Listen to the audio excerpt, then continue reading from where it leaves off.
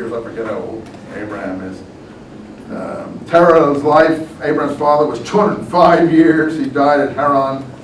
And then chapter 12, the Lord said to Abraham, you always to leave your country, your family. We're back. That was a priestly Elohist line that I just read you. Chapter 12 is now yours. I told you this is like a conflation of several text lines which we can recognize. One is an abstract, sort of ceremonial, what we call Elohist, because the name of God is Elohim. This gentleman was calling Elohim, or someone else in the room was calling Elohim. In any case, Hashem, often people who are religious will refer to it as, they won't pronounce even Elohim, because they have great respect for that. And Yahweh, I told you, Jews don't pronounce, they only say Lord. This would be considered a huge impiety here, and actually a blasphemy to even have written YHWH in the text in this way with vowels. This would be considered totally blasphemous.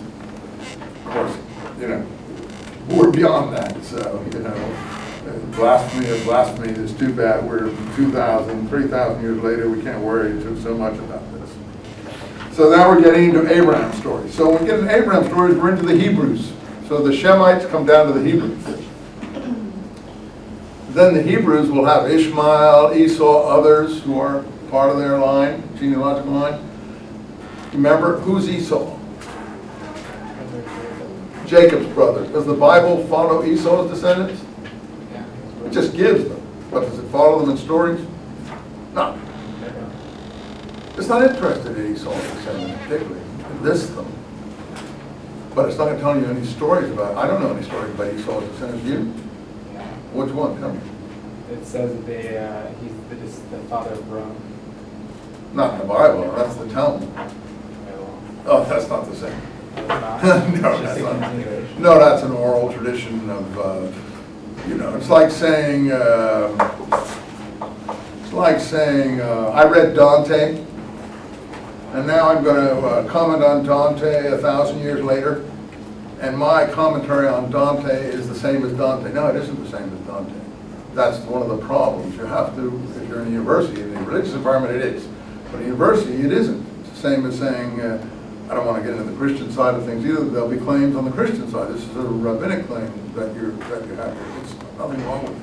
I'm just saying that it's not a university claim, not an academic claim, because I just said, how does the Bible tell you Edom is Rome? That's a Talmudic code that we know, Esau is a Talmudic code for Rome, because for them Esau is a sinner.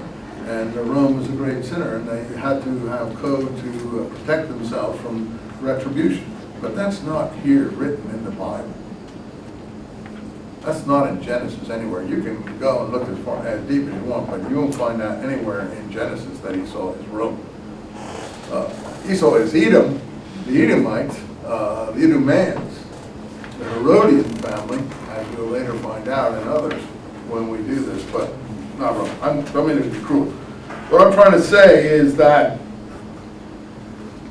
the Bible follows its blessed line. They're only interested in the blessed line, the chosen line. That's where we get the chosen people. So when we get into Abraham, we do give, in a polite way, the descendants of Ishmael, descendants of Esau. All these are laid out. Midian, Jethro. By the way, the Druze claim that Jethro is their prophet. Jethro is Moses' father-in-law, and so on. So the Midianites, from whom Jethro is supposed to be a high priest, somewhat laid out, but even Jethro's descendants aren't even laid out. It just stops. So the Bible is always narrowing its focus. So here you have to, otherwise you're going to have a book of 5 million pages that is running the history of the whole earth. We're doing the history of the Hebrew Jewish people here. Basically, history and culture of the Hebrew Jewish people. So, I don't know if this helps you, Abraham would be around 2500 BC. Somewhere between 2500 and 1700 BC. What we have in those stories reflects what we know about the life of that time. And the stories reflect something of that life. I already told you last time that I thought Abraham had a lot to do with David. And if you look back some of the stories about David and the Philistines, you see Abraham has to do with Philistines too, if you look at the Abraham stories. But David's 1,000 years, at least 1,500 years after Abraham. And you see, there were no Philistines in the country in Abraham's time. We know that from archaeology. We know when the Philistines came in from Egyptian texts. We know when the Sea Peoples invaded Egypt, about 1200 BC, around the time of the Iliad and the Odyssey, when probably the eruption, not at Krakatoa, but where? Santorini, Thera. How many have seen television programs about Atlantis and the eruption at Thera? How many have seen pictures of the island? Because it's a big vacation spot now. I mean, I've been there in a boat, but I never stopped. Have you seen it? It's incredible. It's a huge sort of, what do you call it, lagoon, which is really the crater of a volcano that erupted. I mean, like a huge eruption like Krakatoa.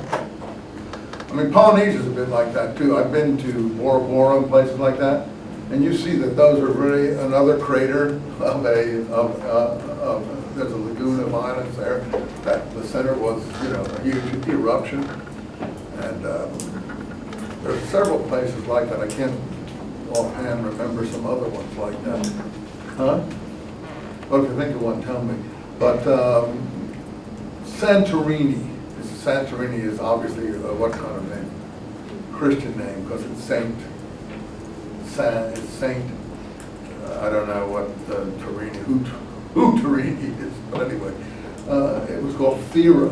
I guess that's Saint Thera. I don't know how the name came. Thera, the island of Thera. How many have seen the paintings from Santorini, the island of Thera? How can there be paintings from there? You've seen them? They're just beautiful. I don't know if I can even describe them to you. They're so beautiful. How would they get them? They dug them out of the lava. They dug them out of the lava, the murals on the walls. These people were splendid. I mean, the life was so delicate. The flowers, the plants. I mean, take a look. Even if you get it, even on your internet, Google thing, just look at some of the paintings from there. I mean, they're just absolutely marvelous. And they look a lot like Cretan, not Cretan, but from Crete, which is an old civilization of that time, and Mycenae too. There are paintings from Mycenaean civilization and Crete wall paintings that were dug out too. But the ones from Thera are really just splendid. We haven't even dug that whole place out yet. I mean, there's hundreds of thousands of acres, if you want, buried in ash that we haven't even, no one's touched yet. I can be